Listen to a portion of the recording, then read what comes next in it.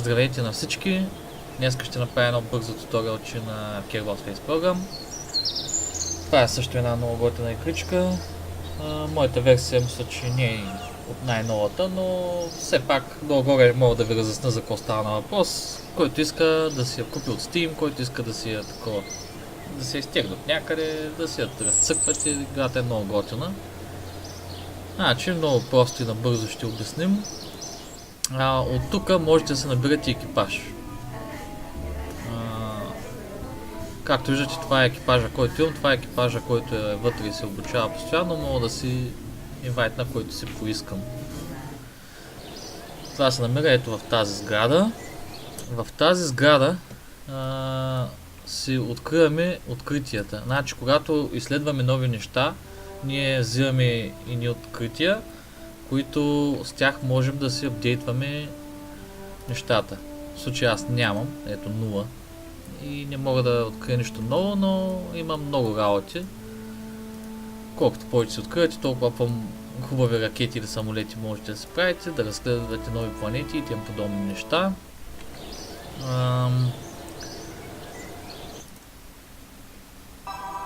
Ето тук с прибения бутон M можете да видите, това е Земята и в случая тук трябва да е Луната, Мун, да. Има и много други планети. Ето вижте за какво става на въпрос. Колкото повече скровам, толкова повече ще разкривам. Просто много време ще отнеме да отидете до последната планета. Струва се да се пробвате. Аз не съм успял до сега, до Луната ми е трудно да ида. Другото, което можете да видите, значи тук се правят ракети. Ето в това можете да се правите ракети. В случая ще направим нещо супер бейсик. Ето, това е една кабина, където екипажа стои в нея. След това ще сложим един двигател.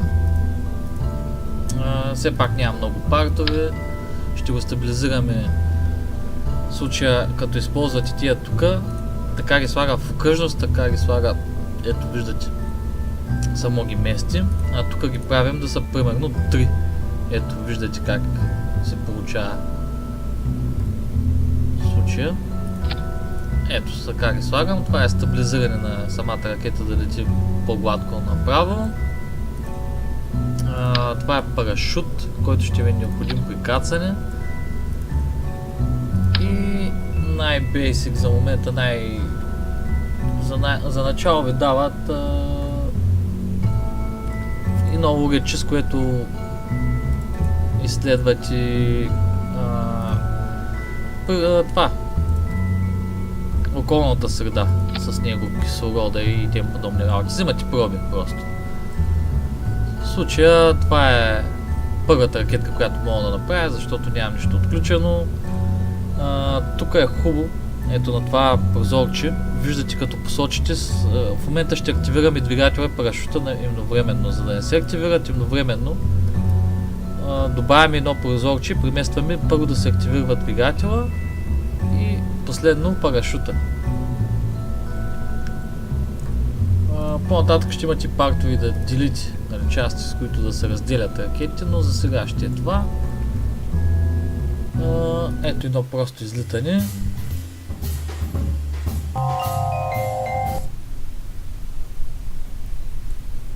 В случая, ако забелязвате тук, с Ctrl и Shift задавам силата, с която да се активира двигател. Аз му давам пълна сила.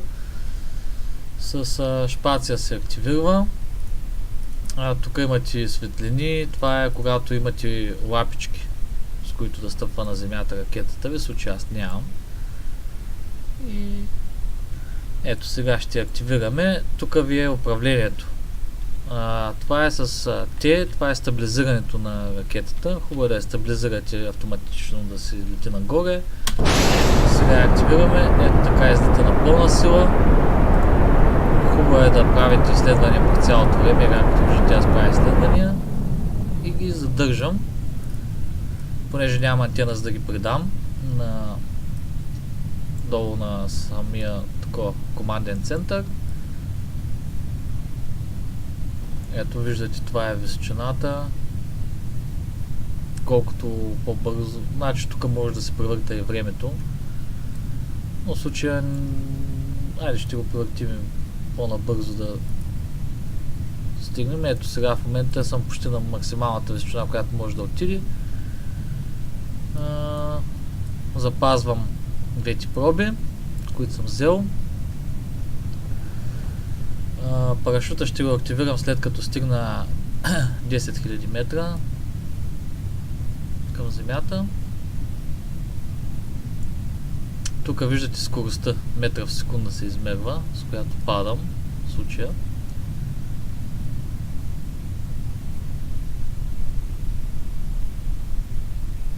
И ето стигнахме 10 000 метра. Отварям парашута. Както виждате, скоростта ми се намаля. Това убива скоростта. И ето сега ще се приземим.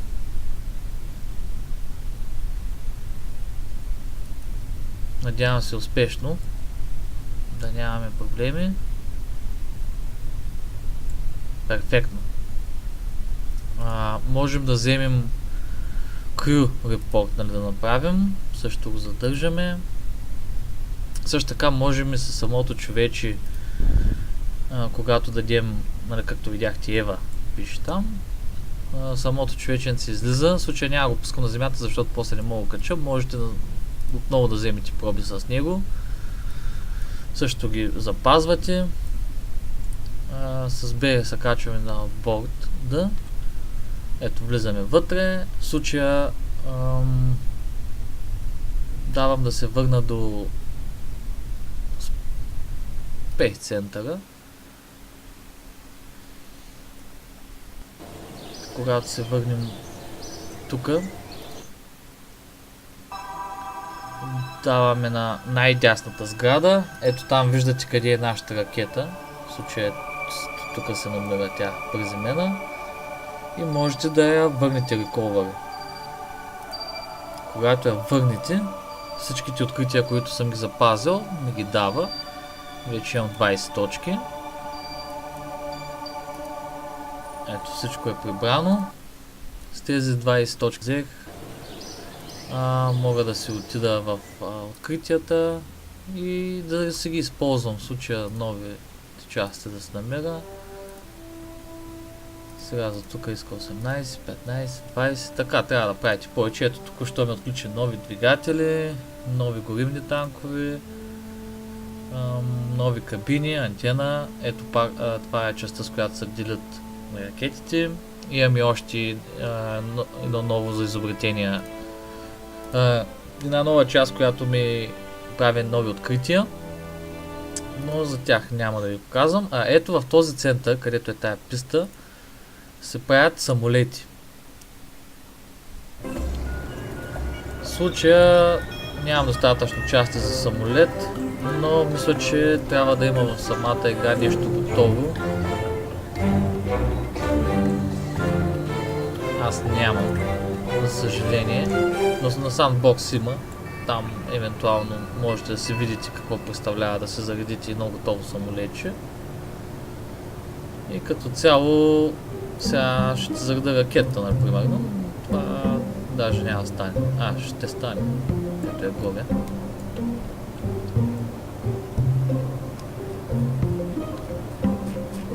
Прекалено на високо за да ви покажа, само сянката я виждаме.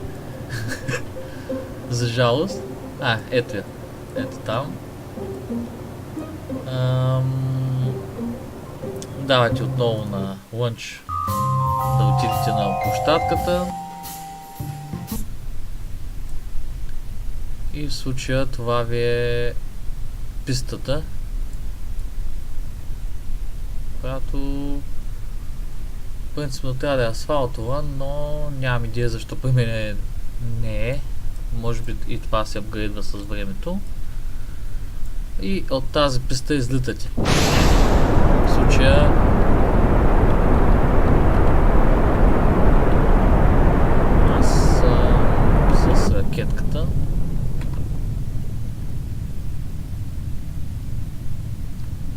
можете да взимате проби от вода, от планини, както виждате, зеленина има, сняг има, доста местности има, пустини. От всякъде е хубаво да се вземете проби.